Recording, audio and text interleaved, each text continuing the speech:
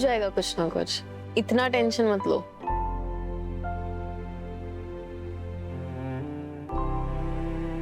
पता नहीं यार समीरा क्या हो रहा है, समझ ही नहीं आ रहा है कुछ।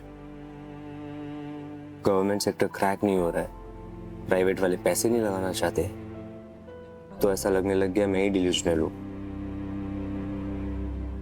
तुमने वो स्टोरी सुनी है ऑफ अ वुमन जिसको उसके पति ने छोड़ दिया था, उसके बच्चे थे and she had nothing to do. फिर ऐसे ही ना एक दिन ट्रेन में बैठे बैठे उसको एक ख्याल आया and she drew a sketch. उस स्केच को उसने एक स्टोरी में बदला और उस स्टोरी ने उसकी जिंदगी बदल दी।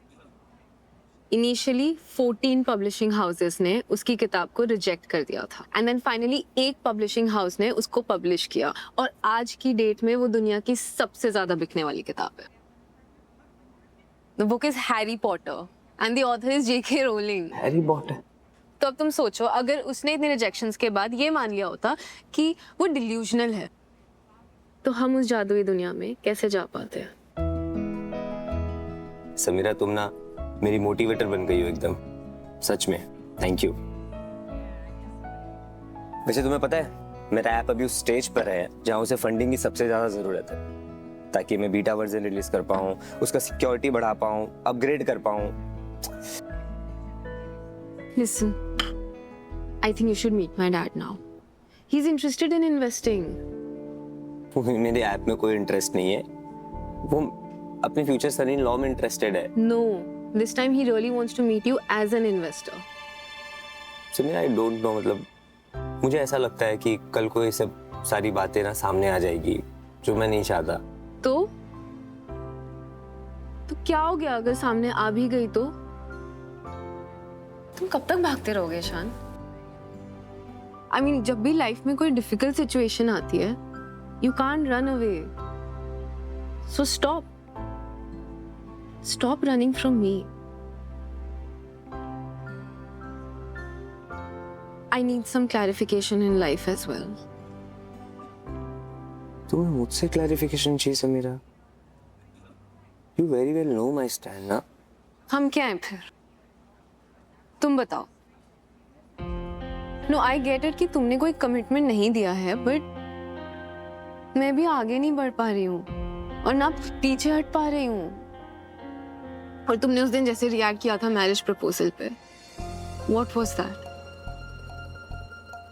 मैं ये थोड़ी कह रही हूँ कि कल शादी कर लेते हैं, तो कभी ना कभी तो करेंगे ना। ओके सैम, तुम्हें ये बात समझनी पड़ेगी।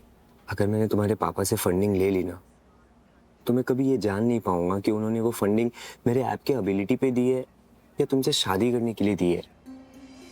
ठीक है, तो फिर ये भी जान लो कि I can't wait for you forever. तुम्हें आइडिया भी नहीं है किसी के लिए वेट करना कैसा फील होता है, जहां तुम हर दिन बस ये सोचते हो कि वो एक्सेप्ट करेगा भी या नहीं। It drives you mad. I don't want to get mad. You better start thinking. तुम्हारे पास वक्त बहुत कम है।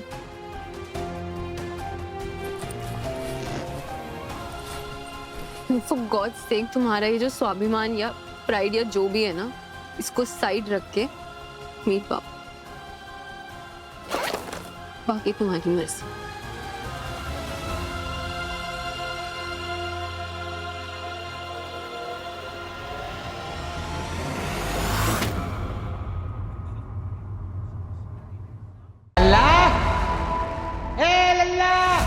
बाबरा मन, जमीन से जमीर तक का सफर।